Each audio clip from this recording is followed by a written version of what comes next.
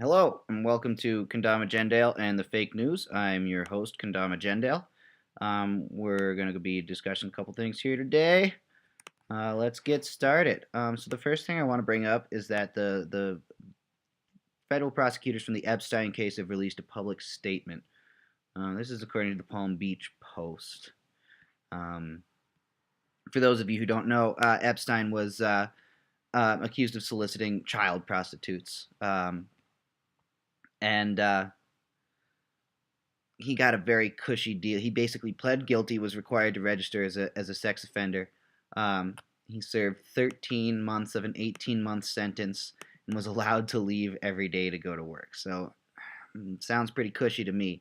Um, and so some of the people have started to talk about what's going on here. For instance, she said most of the young women were extremely reluctant or simply refused to testify against Epstein, who had paid them to give him sexually charged massages at his mansion. One of the women who is now suing the government insisted Epstein never abused her. Um, so they're saying getting Epstein to agree to pay restitution to his victims and register as a sex offender were key. Prosecutors wanted to assure his victims that they would be compensated and, quote, other minors throughout the country would be protected. So this is the type of thing that I think probably validates or would potentially verify the innocence of this guy Acosta. I can't remember his first name off the top of my head. He's basically he got hired to be Secretary of Labor by Trump, and he's the guy who cut the deal with Epstein. So that's been one of sort of the big questions in the Trump campaign, right? Is whether or not Trump is truly intent on prosecuting this type of trafficking and that sort of thing. The question is, how is he going to handle that? And so obviously this news is maybe coming out in order to sort of defend Acosta and to build this narrative. But it's still it's good that the narrative is being pushed. That's the only point I want to get across. All right, let's move on. Infowars is shilling against Paul Ryan, so they're supporting this guy Paul Nehlen. Paul Nehlen's not like a great, like, if we go here and we search for Paul Nehlen, let's get rid of that 19. I usually try to use DuckDuckGo. I don't know why Google's coming up right now, but if we go to the Nehlen for Congress page, it's like there's not anything going on, right? The first thing is sign up your name. And then if you go here, there's meet Paul, take action, contribute. There's really no issues whatsoever. But there is this like weird 4-page thing that's really poorly designed.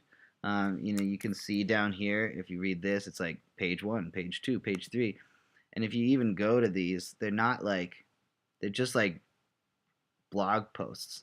This one ends in the middle of the thing. Like, this guy's low-key a fake candidate. Like, I don't know if he's really gonna do much. Maybe he'll be more serious later on, but as for right now, it seems like he's basically there to build a constituency that's devoted to being against Paul Ryan.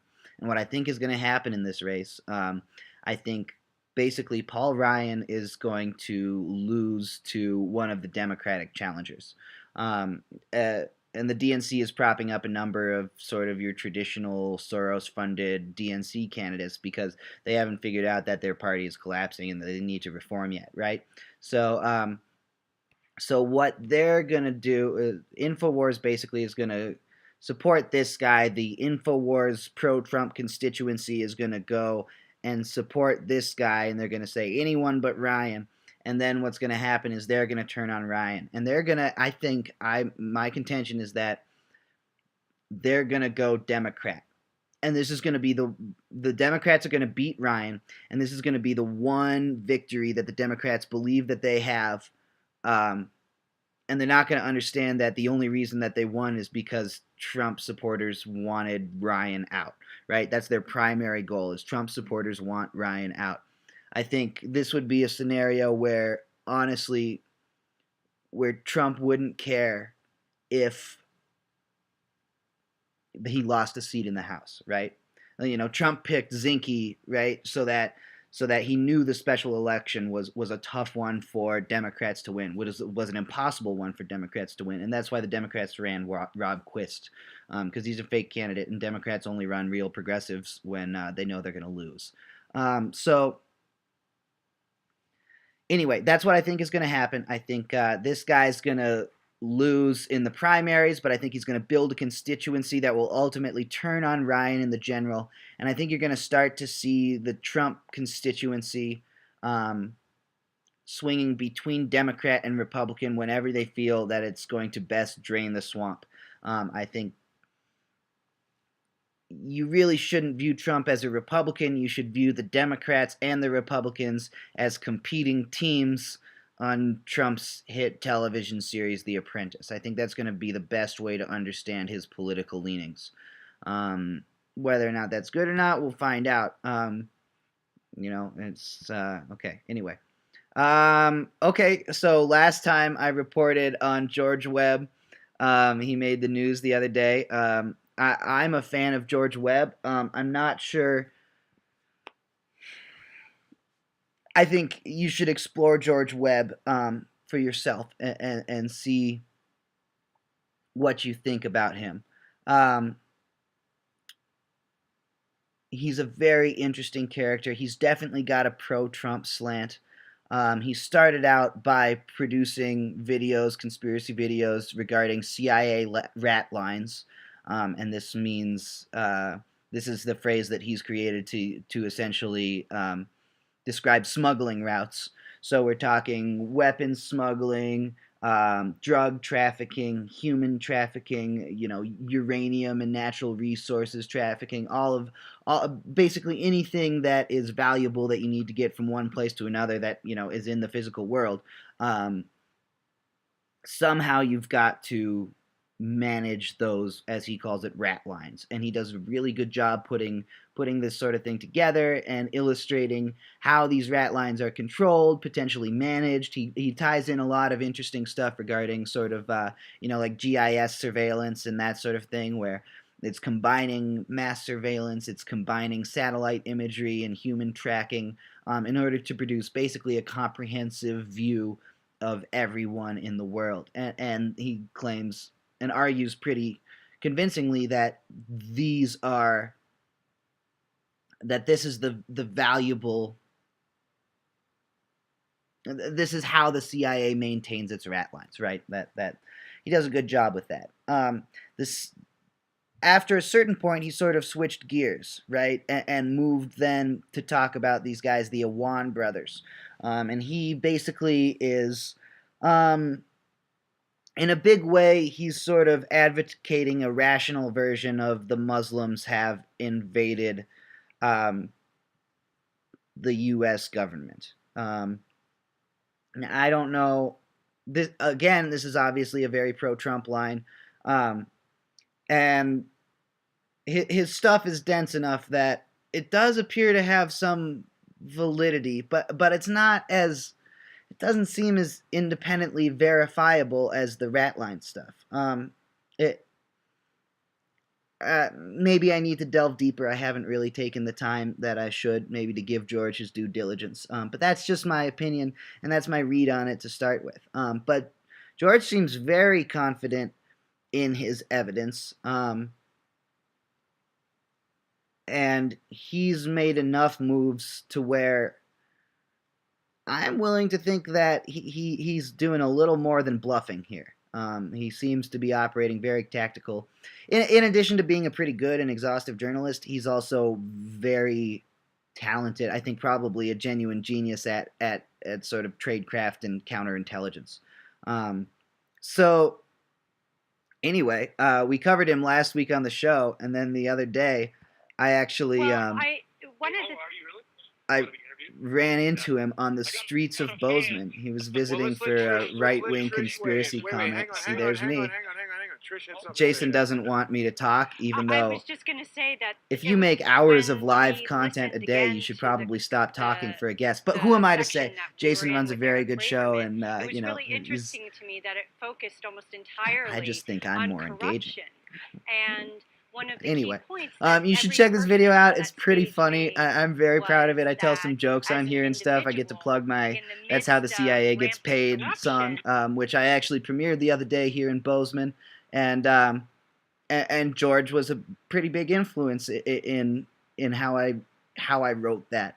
I was intending to try and build a complete structure and narrative of how the CIA, what regime change looks like assuming that regime change is an intentional thing, which I think is a perfectly rational thing to do, to then go in and sort of build a complete picture of how that works on a very day-to-day level.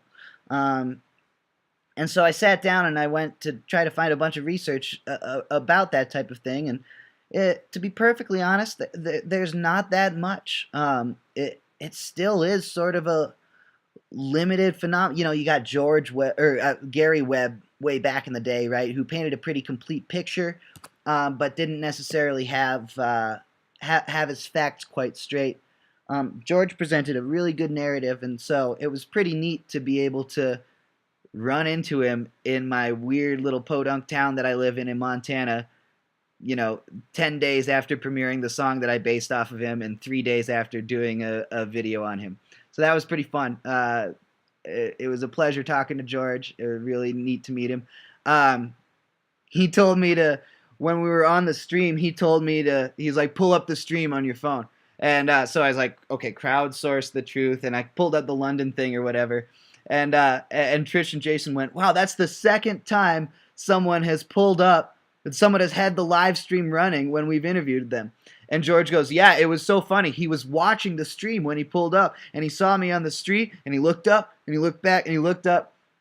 And so I've kind of gone along with his joke because I think it's a really funny joke. But, for my viewers and stuff, I do want to say he told me to pull the stream up on his phone, which I think is hilarious, and I think it's so funny.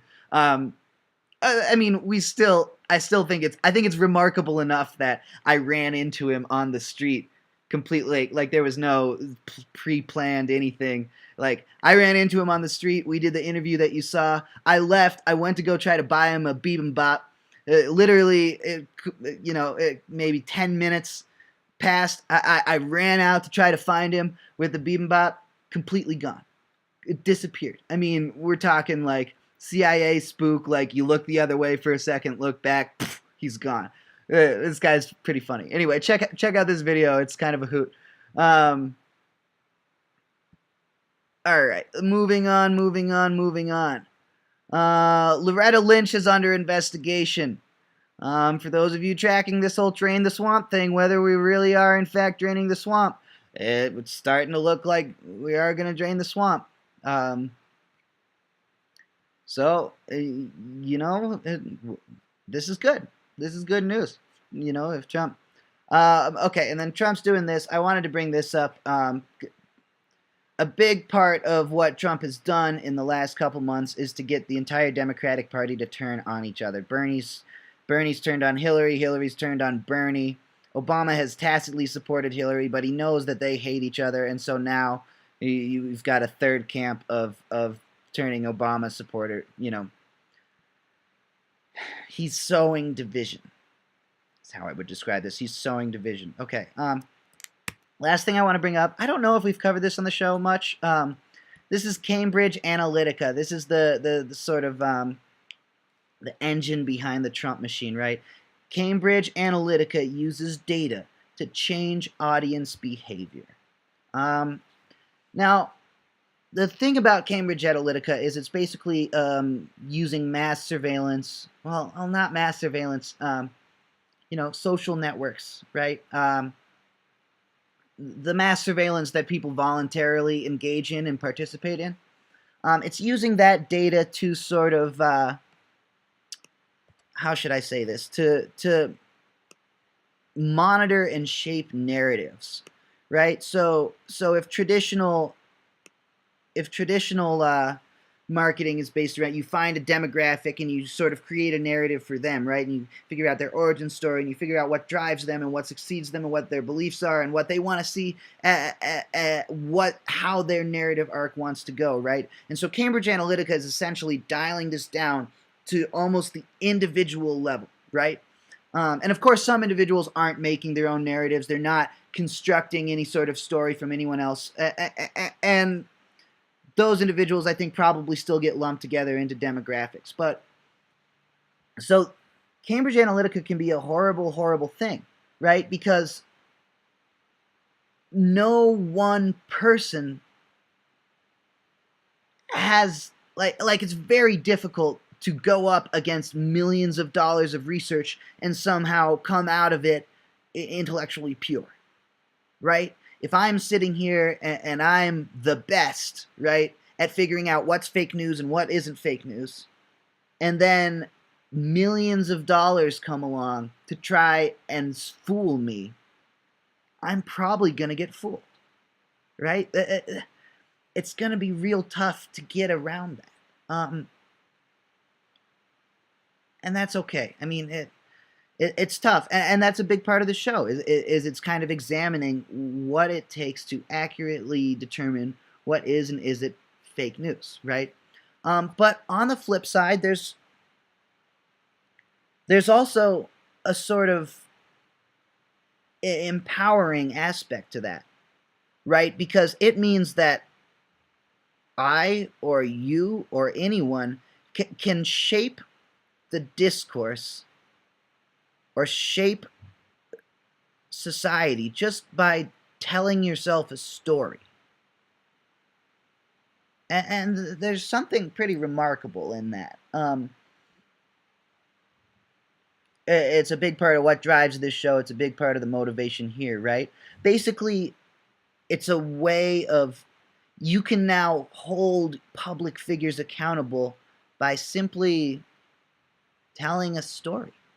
And it doesn't even really matter how many viewers you have. I mean, viewership is important and everyone's concerned about ratings and that sort of thing. But when it boils down to it, it's if you have 5 viewers, 5 regular viewers, and you hold yourself to stricter standards than anyone else, at a certain point, you will start changing the public discourse just by continuing to tell your stories. And that's what I want to leave you guys with. Thanks for joining us today. This is June 26th, 8/11. Thanks so much. We'll see you next time on Kendama Jendale and the Fake News.